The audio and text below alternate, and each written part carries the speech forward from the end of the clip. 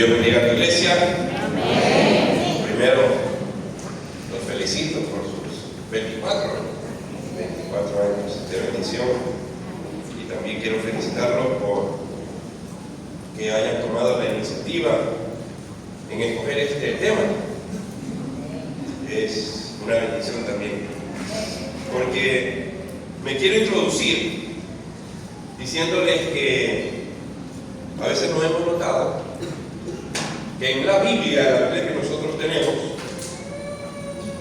hay 3 instituciones que Dios hizo. La primera y más conocida es la iglesia. ¿Quién no sabe que la Biblia es para la iglesia, cierto? Y Dios está en la iglesia. Y de eso imagínense, nadie pensaría que podría haber una iglesia cristiana sin Dios. ¿Cómo podríamos ser una iglesia cristiana sin Dios? No se puede, ¿verdad? Se convertiría en otra cosa, en una asociación, en un centro de familia, se podría convertir en un asunto social, pero no iglesia. La iglesia, la naturaleza es Dios. 2000 años de vida de iglesia, desde Cristo para acá, 2000 años. Sin embargo, en la Biblia hay otra institución, que es un país, una nación llamada Israel. También aproximadamente 4000 años de antigüedad. Empieza con Abraham, ¿no? La promesa que Dios le hace a Abraham, y Dios le dice a Abraham que va a hacer de él una nación, y nadie podría concebir a Israel sin Dios. Yo me imagino cómo contarán o cómo será la historia en Israel. No han de decir: nuestro padre Abraham tuvo un hijo y ese hijo tuvo 12, se formaron la tribu, eso fue una promesa que Dios le hizo. No sé cómo contarán la historia, ¿no? Pero no se puede concebir a Israel sin Dios, porque Israel es un milagro. Israel desapareció de todos los mapas del mundo por cerca de 2000 años, ¿no? Después de David, Salomón, se divide el estado y se desaparece, ¿no? Fueron tomados por diferentes países, se los llevaron cautivos y desapareció del mapa. Y desde esa época, que estamos hablando 1000 años antes de Cristo, Israel desapareció y vuelve a aparecer hace unos pocos años que la ONU les volvió a dar tierra, un pedacito de tierra ahí donde ellos estaban, tal vez una décima parte de lo que era Israel anterior. Es decir, desaparecieron cerca de 3000 años. Por eso es que los palestinos dicen que esa tierra es de ellos, ¿no? Porque han estado ahí por 3000 años y siguen peleándose por eso. Pero no se puede concebir Israel sin Dios. Pero la otra institución que Dios hizo se llama familia. Entonces, la familia se calcula que debe tener más de 10.000 años, ¿no? Con la creación de Adán y Eva.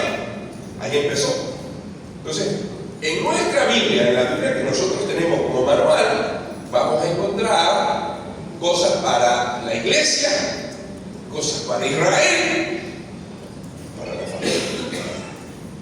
Y se debería predicar tanto para la familia como para Israel como para la iglesia, porque esa es la Biblia que tenemos.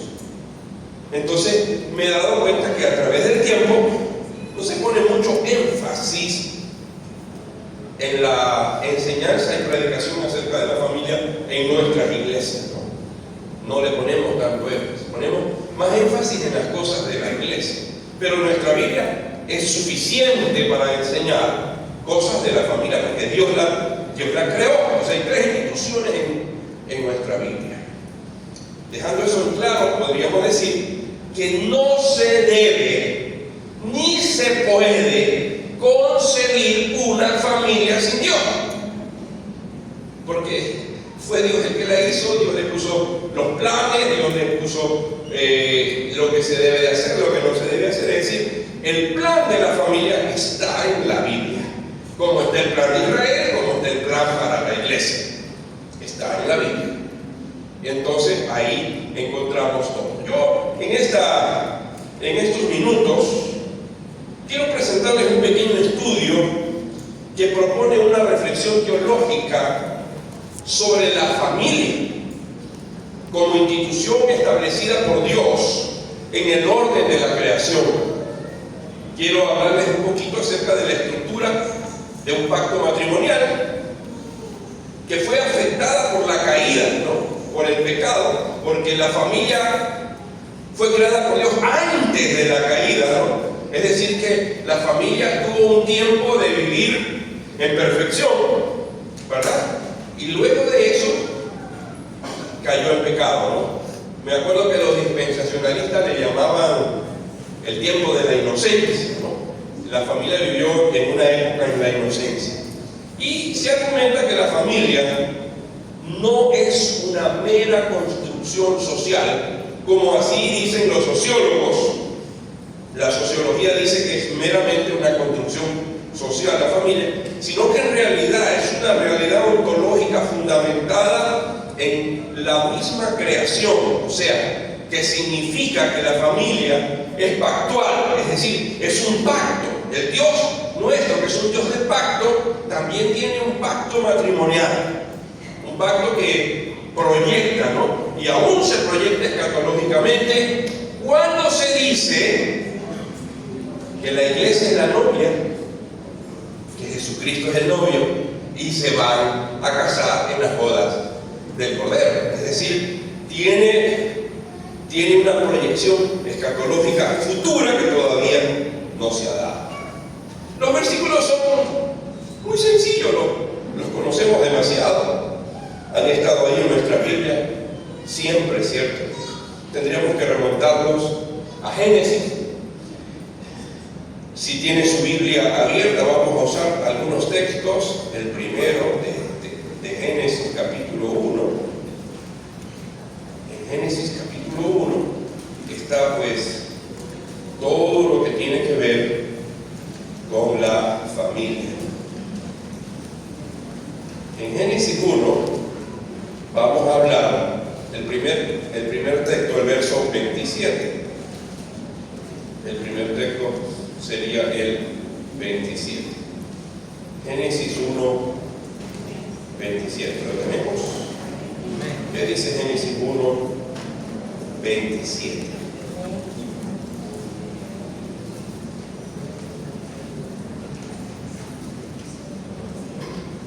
Dice así la palabra del Señor. Y creó Dios al hombre. Miren que está diciendo al hombre, a su imagen. A imagen de Dios lo creó. ¿A quién creó Dios? Al hombre. Y luego dice, varón y hembra los creó. ¿Se han preguntado ustedes por qué dice la Biblia que creó Dios al hombre a su imagen? A imagen de Dios los creó. Y luego dice varón y hembra. A veces leemos la Biblia, pero no le damos la profundidad que debe tener, ¿no? Aquí hay un asunto interesante en cuanto a la creación. Miren, ¿cómo creó Dios todo? Dicen los teólogos que Dios creó todo bara, o sea, a partir de hablar, a partir de la nada. Dios creó todo de la nada, o sea, de su boca, hablando, el poder creador de Dios era su palabra. Nosotros también tenemos la palabra de Dios en nuestra Biblia. La palabra no es cualquier cosa, uno la lee y produce en nosotros cambios, ¿no? La palabra de Dios siempre ha sido poder creador. Entonces, pero la creación del hombre no fue barata. La creación del hombre tomó polvo de la tierra, es decir, tomó sustancia ya creada para formar al hombre. Y de algo que había Dios creado, inanimado, como es el polvo, sopló aliento de vida. O sea, el hombre es un pedazo de el planeta. Si el planeta se daña, el hombre se daña. Si el planeta se muere, el hombre se muere. Porque él le pertenece a la tierra. Polvo eres y polvo volverás a ser. Es decir, no creó un hombre a partir de la nada, sino que tomó polvo de la tierra. Y para ser a la mujer que tomó, no tomó polvo de la tierra. Y bueno, así dice Reina Valera. Yo creo otra cosa. Yo no creo que Dios cogió un bisturí, le abrió un pedacito y sacó una costilla. Yo creo que Dios lo pellizcó. El peñisco de Dios. Dios pellizcó un pedazo de costado y le sacó un pedazo de costado. Ahora, ¿por qué creo eso? Porque mire lo que dice Adán cuando la ve a Eva. ¿Qué le dice? No le dice, eres un hueso mío. También dijo carne, ¿no? Y le aseguro que si Adán hubiera sido médico, le hubiera dicho tendón, le hubiera dicho, eres también un poco de sangre, también eres vena, también eres nervio, porque al sacarle un pedazo sale todo eso, ¿verdad? Sale todo eso. Pero como Adán solo sabía hueso y carne, le dijo, eres hueso y carne mía.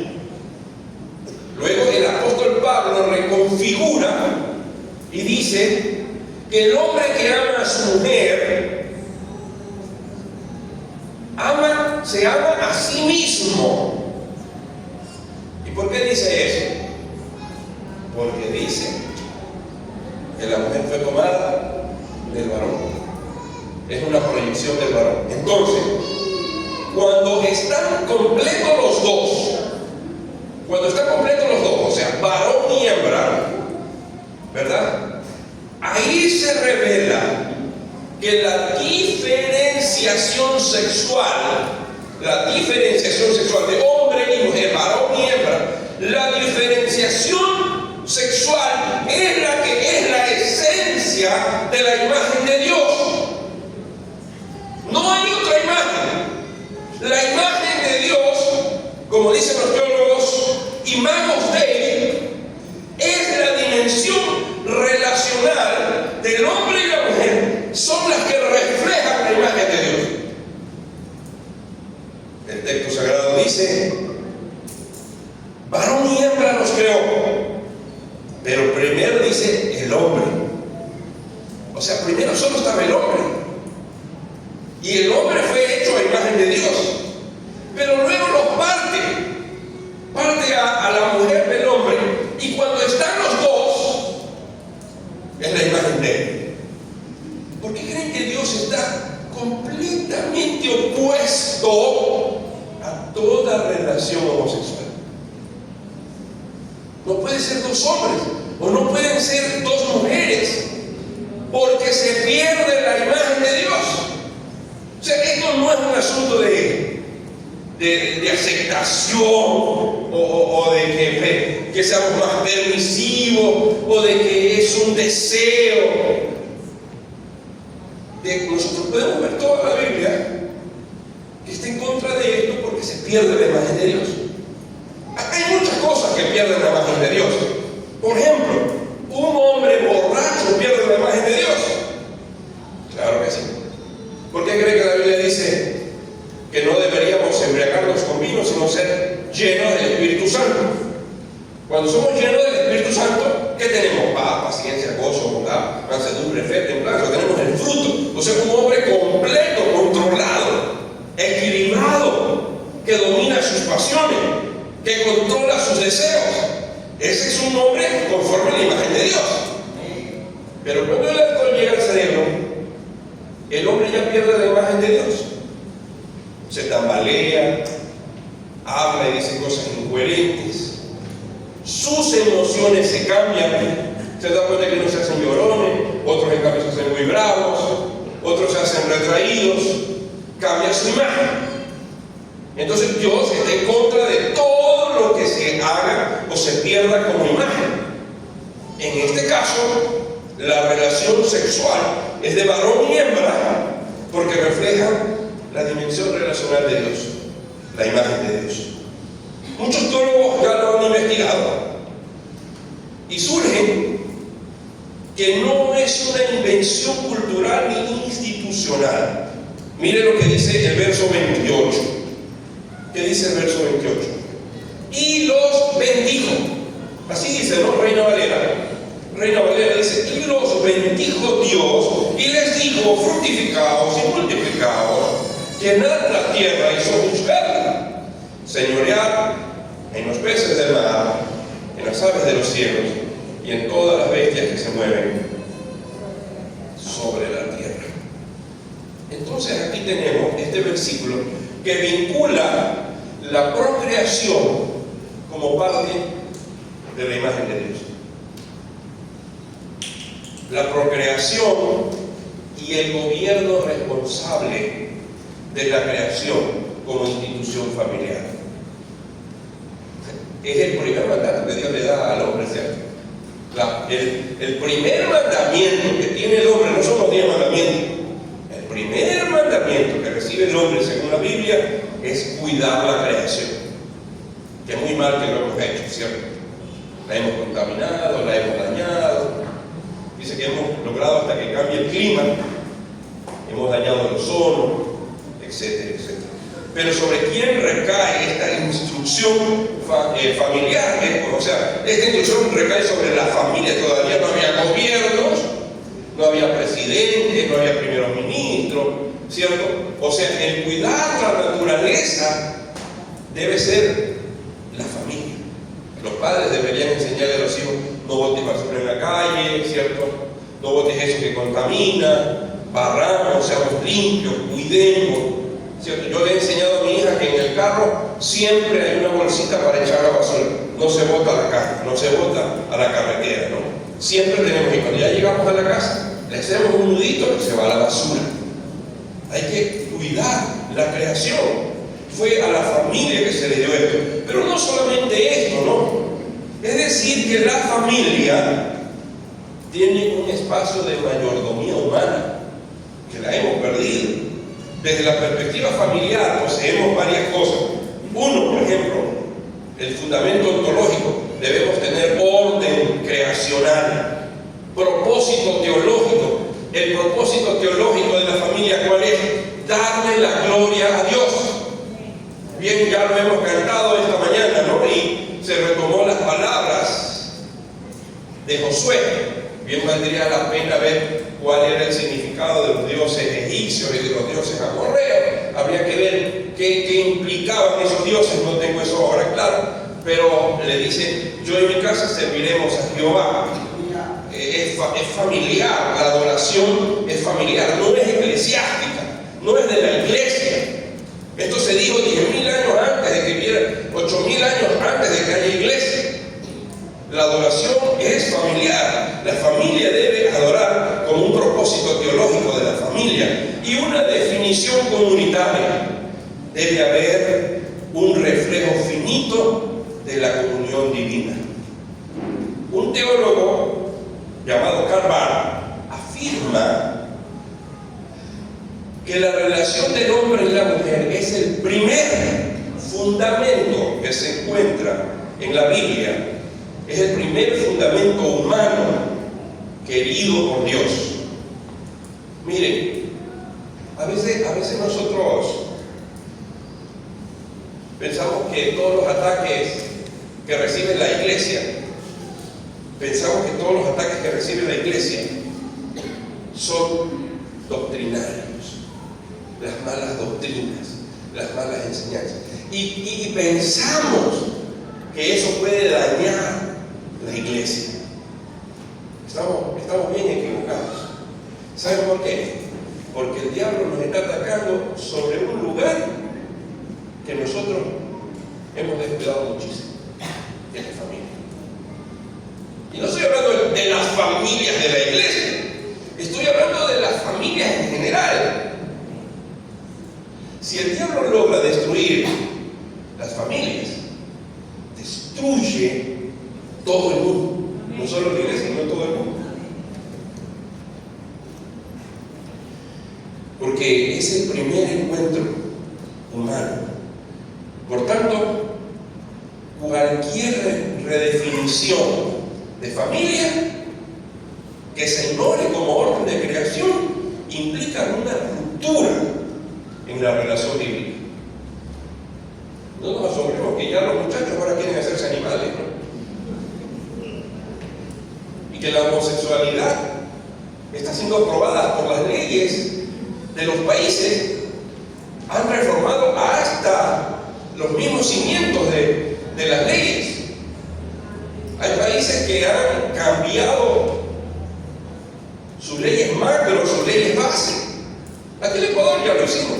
Con la constitución que tenemos, con la constitución actual que tenemos, no sé si hay algún correísta, pero hay cosas muy buenas que hizo Correa y unas muy malas. Pero en la constitución que hizo Correa dice que el matrimonio se reconoce entre dos personas.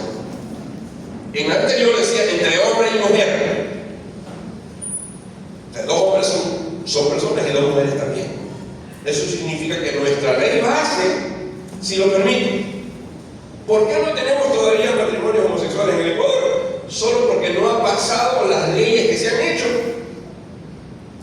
ahí en la asamblea. Ahí se han destruido. Pero ya tenemos leyes bases para poder hacerlo. Pero en otros países ya ha pasado hace tiempo. ¿Por qué? Porque la familia, el matrimonio, desde la perspectiva de Dios, como imagen de Dios, fue establecida por Dios desde el comienzo y va a ser destruida. Número 2, el matrimonio como pacto divino. Bueno, Dios es un Dios de pacto, ¿no? Hizo pacto con Noé y le dijo a Noé: no volveré a destruir el mundo de una manera universal. Puso la señal del arcoíris, ¿no? Después hizo pacto con Abraham, el pacto abrahámico, ¿verdad? Donde le dijo que de su familia saldría uno que bendeciría a todo el mundo. Y se cumplió con la llegada de Jesús. La señal del pacto era la circuncisión de los varones al octavo día. Tenemos el pacto davídico, donde afirmó el reinado de David para siempre, hasta que se siente Jesucristo como Rey del universo. O sea, Dios es un Dios de pacto, ¿no? Eso lo sabemos. Pero no nos hemos puesto a pensar en lo pactual del matrimonio. ¿Qué dice Génesis 2:24? Vamos a ver Génesis 2:24. Génesis 2:24 nos dice: por tanto, ¿qué dice? Leanlo. ¿Alguno que me gusta? Dejará. Ahora yo le voy a hacer una pregunta. ¿Para quién es este versículo? ¿Para quién es este versículo? Algunos dicen que es para la familia, el hijo y la hija que se están casando, ¿no? Entonces ellos tienen que dejar al padre y a la madre, ¿no? Eso es lo que tradicionalmente se dice. Pero cuando se dijo este versículo no había hijos, solo había padres. Porque se lo dijo fue a Adán y Eva, no había hijos. Este versículo fue dicho para los padres, no para los hijos. ¿Sí se dan cuenta? Oye, cuando uno escucha desde niño, mi papá, que ya fue evangélico, yo nací en cuna evangélica, mi papá desde que éramos chiquitos siempre nos estaba diciendo, ¿no? Cuando se casan, se van de la casa. ¿Cierto? El que se casa, casa quiere. ¿Usted cree que si uno crece con esa mentalidad, uno se casa y va a pensar, me voy a quedar viviendo con mi mamá?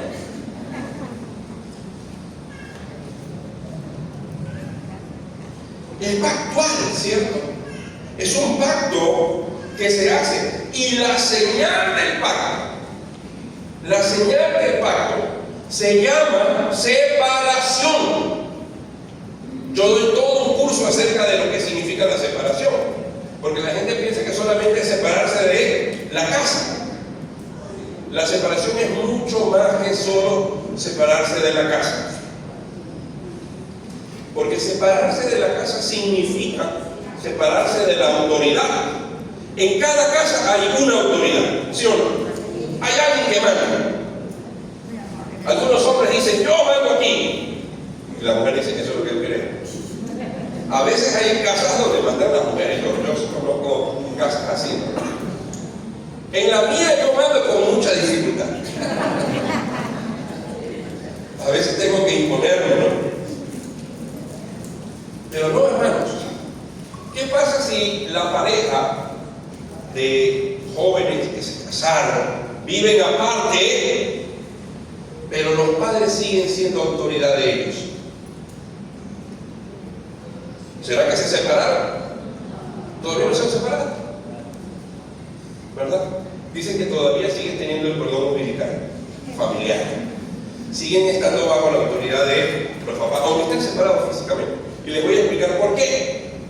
Por dos razones se pueden seguir estando conectados.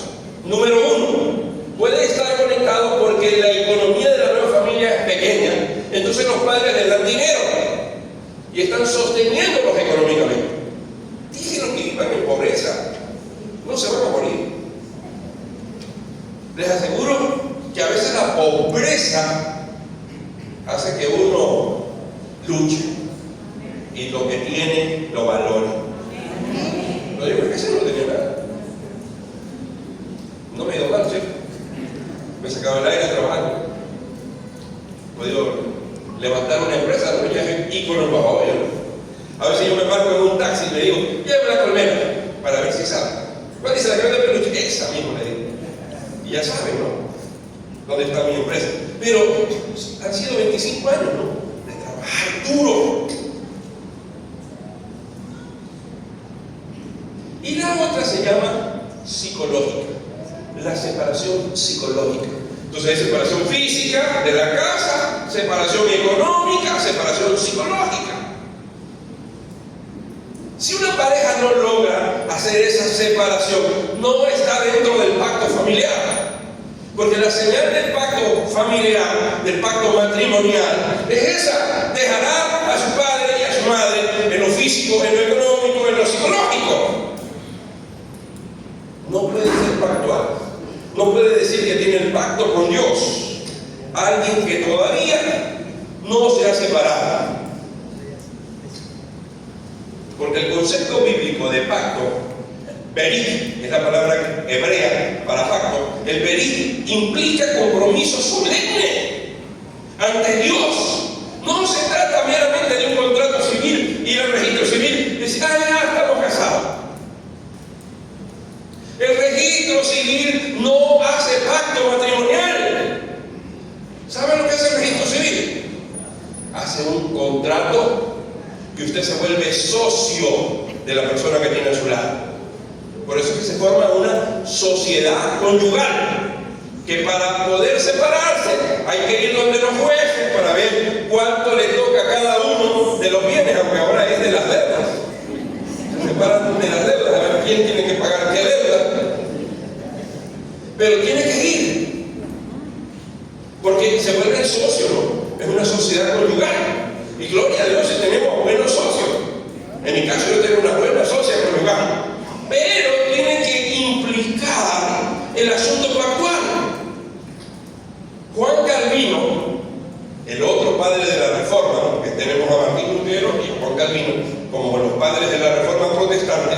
Juan Calvino afirmaba que el matrimonio es una ordenanza sagrada por la cual Dios une a un hombre y una mujer en una compañía perpetua. El Nuevo Testamento profundiza esta dimensión, ¿no? Presentada en el matrimonio, porque en el Antiguo Testamento nos queda debiendo acerca del tema matrimonial, ¿no? Porque el Antiguo Testamento más se centra en manejar y controlar a Israel, a contarnos su vida. Pero en el Nuevo Testamento podemos ver pasajes como en el libro de Efesios, las relaciones conyugales que adquieren el carácter tipológica y cristológica. Para mí la cristológica es increíble, ¿no? La iglesia, la novia, el Cristo, su novio. O sea, y dice que el hombre debe de amar a su mujer como ¿qué? Como Cristo, no a la iglesia. Increíble, ¿no? Y dice, y la mujer debe de someterse a su esposo como la iglesia se somete a Cristo.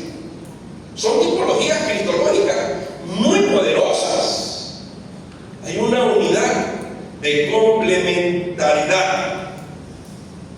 La expresión una sola carne indica la integridad física, emocional y espiritual.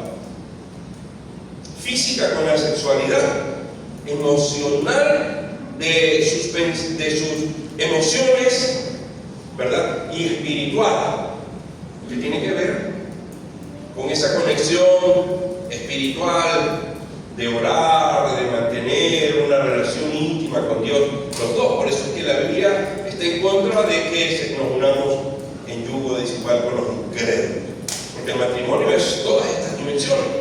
El matrimonio tiene que mantener todas estas dimensiones. Hay una armonía fundamental y funcional. Ahora, aquí quiero dejar una aclaración nada más. Hasta yo la tengo. Hasta las 11. No sé cuánto tiempo tengo, Pastor José. ¿Una hora? ¿Una hora más o media hora más? Esta expresión, una sola carne, que menciona la Biblia, indica una unidad de ser íntegro, ¿no? Integral, físico, emocional y espiritual. Y el pasaje que dice ayuda idónea de Génesis 2:18 no implica subordinación. Es que algunas personas piensan, porque nosotros, querramos o no, los intérpretes de la Biblia, tenemos una brecha. Saben que nosotros, los intérpretes de la Biblia, hoy tenemos una brecha que está en tres campos. La primera, idiomática. La Biblia no fue escrita en español, en hebreo, griego y unas porciones pequeñas en arameo.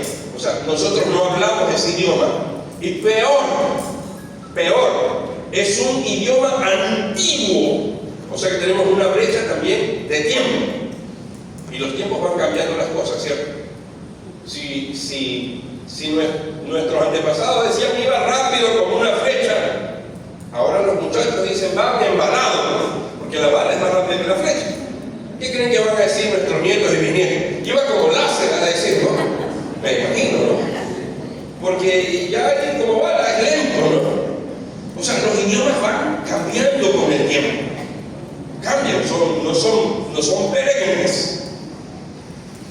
Entonces, para nuestra mentalidad, ayuda es que hay un jefe y alguien que te ayuda, ¿verdad?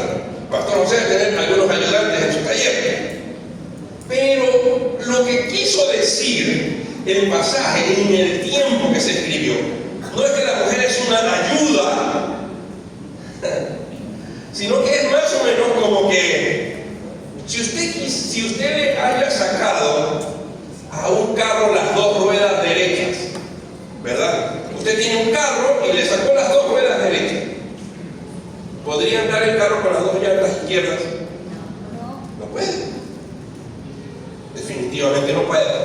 Entonces, cuando la Biblia dice ayuda idónea, lo que significa es las dos llantas que te faltan. Por eso, de manera graciosa, decían que un hombre soltero era un animal imperfecto y que un hombre casado es un perfecto animal. Hermanos, la ayuda idónea es el hombre recibe la correspondencia adecuada para poder funcionar.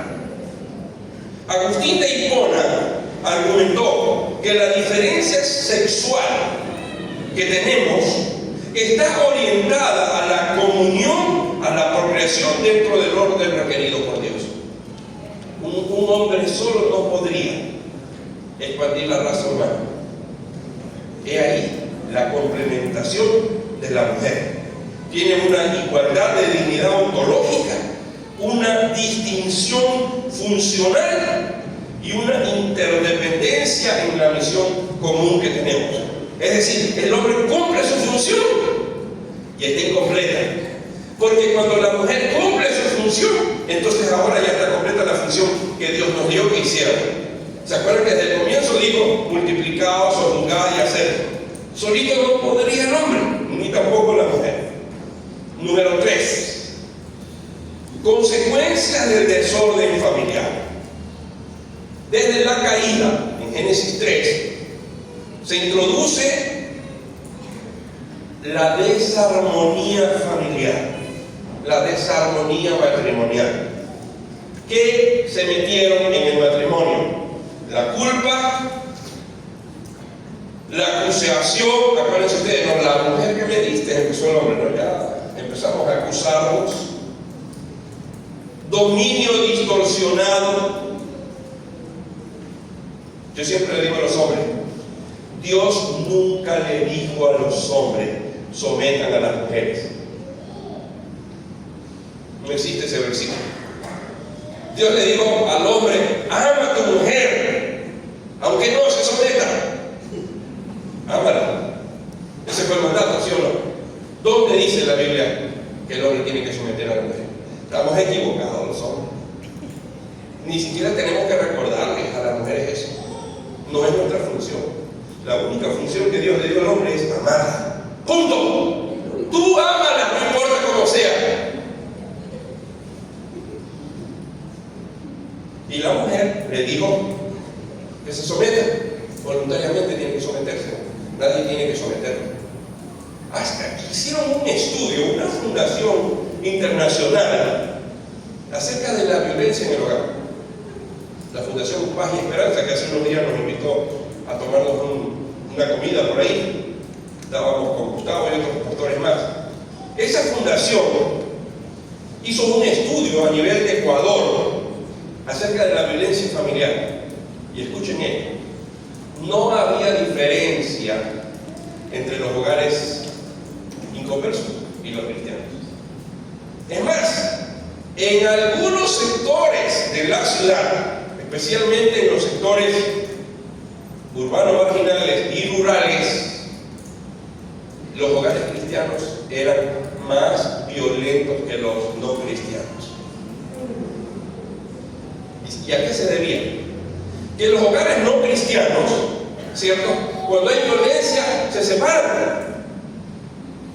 Y ya, se acabó la violencia. Pero los hogares cristianos son más aguantones, ¿no? Porque no es que lo que Dios unió, no lo separó. Entonces, siguen conviviendo a pesar de la violencia.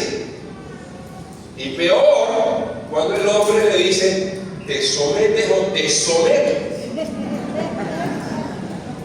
Nos reímos, pero es una realidad. Los hogares cristianos son más violentos que los hogares no cristianos. Calvino observa que el pecado pervierte incluso las estructuras más santas establecidas por Dios. Las narrativas bíblicas posteriores confirman esta realidad. Yo me acuerdo que me leí un libro hace años, estaba estudiando una licenciatura en consejería familiar, y uno de los libros que llegó a mí y que de verdad me golpeó tanto se llamaba Aún en las mejores familias. Alguna vez cómprenselo, es muy bueno. Aún en las mejores familias. Y ese libro hacía un análisis de todas las familias de la Biblia.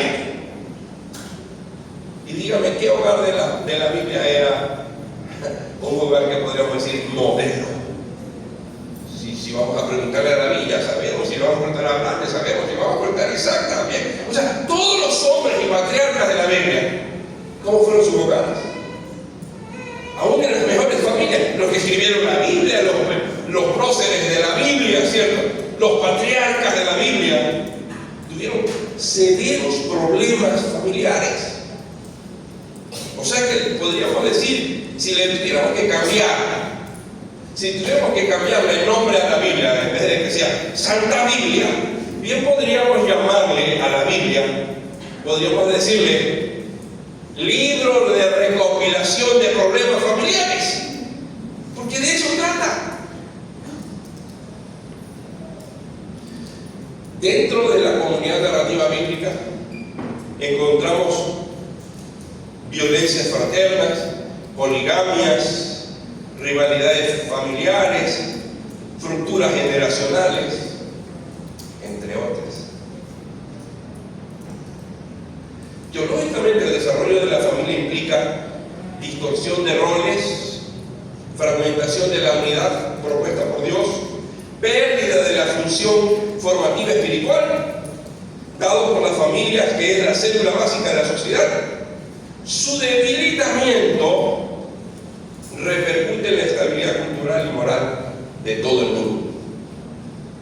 Y para concluir, porque se me terminó el tiempo, creo, vamos a ver la restauración en Cristo, ¿no? Que es el último punto que se me ha propuesto que yo cumpla. Hermanos, la redención no elimina la estructura creacional, sino la restaura. Es decir, que Cristo fue llamado el segundo Adán, ¿cierto? Cristo fue llamado el segundo Adán, o sea, el segundo hombre perfecto que vivió sin pecado. Romanos 5, 12 al 21, inaugura una nueva humanidad, de manera que si alguno está en Cristo, sí se han sabido, ¿cierto? Claro que sí, es una nueva humanidad. Es decir, que la familia en Cristo puede también restaurar la familia propuesta por Dios en Génesis, antes de la caída. Se puede inaugurar una nueva humanidad. Es el renuevo de la imagen de Dios, recuperar la imagen de Dios, de lo que hablamos al comienzo, ¿no? Que la familia es el hombre y la mujer es la imagen de Dios, imagen de Dios.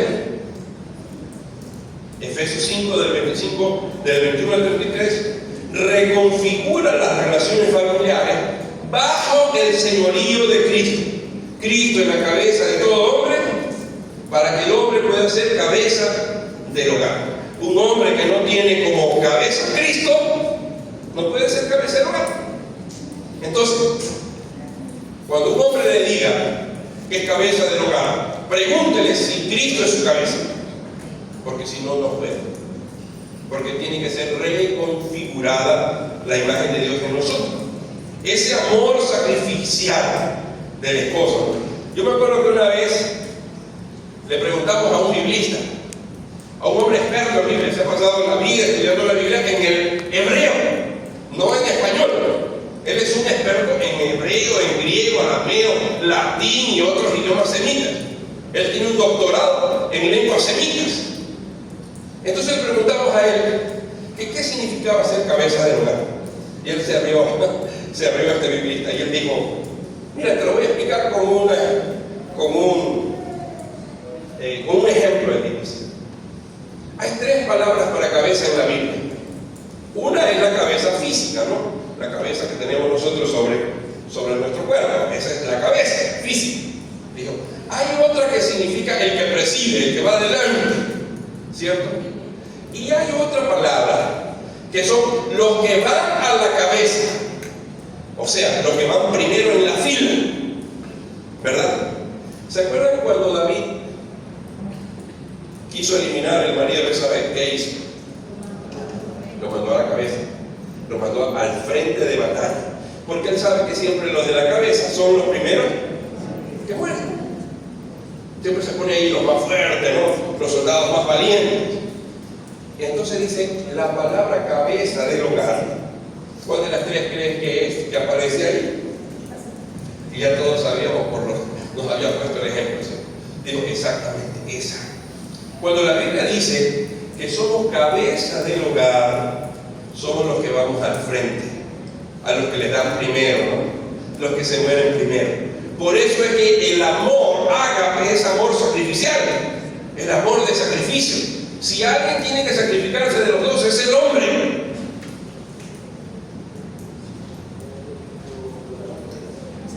¿Se dan cuenta? ¿Ustedes han visto algún versículo en la Biblia que diga mujeres amen a su marido? ¿Han visto? No existe. Solo le dice a los hombres y le dice: pero Pero sí existe un versículo que le dice que las ancianas le enseñan a las mujeres más jóvenes, la manera que se lo ha visto, a amar a sus maridos. Y no dice ágape, pues hermano. ¿Qué le parece? En el original no dice ágape, o sea, no dice amor sacrificial. En ese versículo se utiliza fileo. ¿Y saben qué significa fileo? Devuelve lo que recibes. O sea, ¿quién debe amar primero? ¿El hombre o la mujer? El hombre. Porque la mujer devuelve lo que recibe.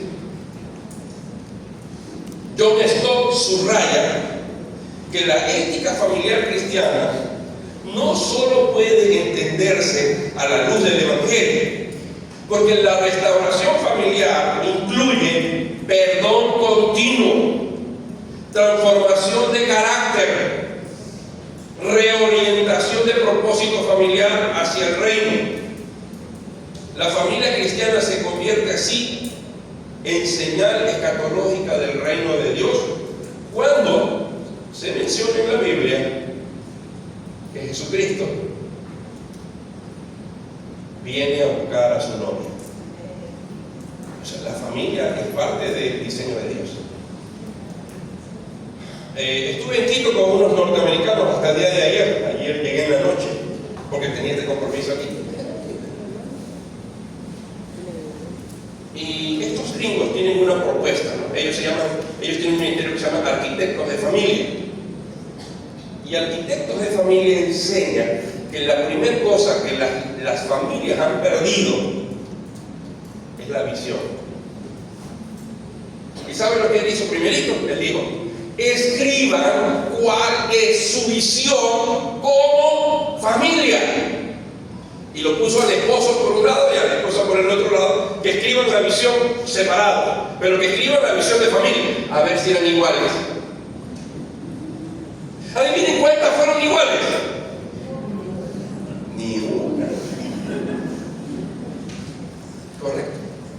Imagínense que el esposo y la esposa tienen dos visiones para la familia completamente diferentes. O sea, ellos están yendo a dos cosas distintas, porque no hemos establecido cuál es la visión para nuestras familias. La restauración familiar entonces reorienta el proyecto de familia, debe señalarlo en un solo propósito. La familia cristiana se convierte así en una señal escatológica de reino. Conclusión: la familia es una institución de origen divino, como ya vimos en el primer punto, establecida desde la creación, estructurada en un pacto matrimonial, como ya vimos el pacto y qué significaban las señales del pacto matrimonial, que era la separación. Y tercero, hemos visto que el pecado ha distorsionado el diseño de Dios, pero en Cristo se encuentra la restauración y la renovación de la familia.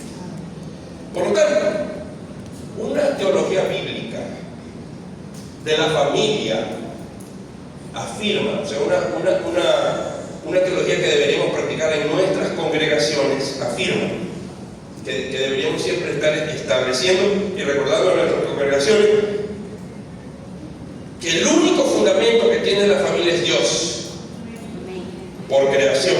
Segundo, que la naturaleza de la familia es pactual, es un pacto, no es solamente una ceremonia civil o una ceremonia eclesiástica. He visto muchas familias que se han casado civil y se han casado eclesiástico y se han divorciado donde un juez civil. ¿Por qué? Porque no tuvieron jamás señal de pacto. La señal del pacto matrimonial es inquebrantable. Pero ¿saben cuándo? Cuando se unieron en Dios. Lo que Dios unió. Híjole, ya quisiera decir algo más. Les aseguro que hay muchos matrimonios que no los unió Dios. Inclusive conozco matrimonios que han sido unidos por el pecado de la fornicación. Parejas que fornican, se embarazan y los casan. ¿Usted cree que eso es de Dios?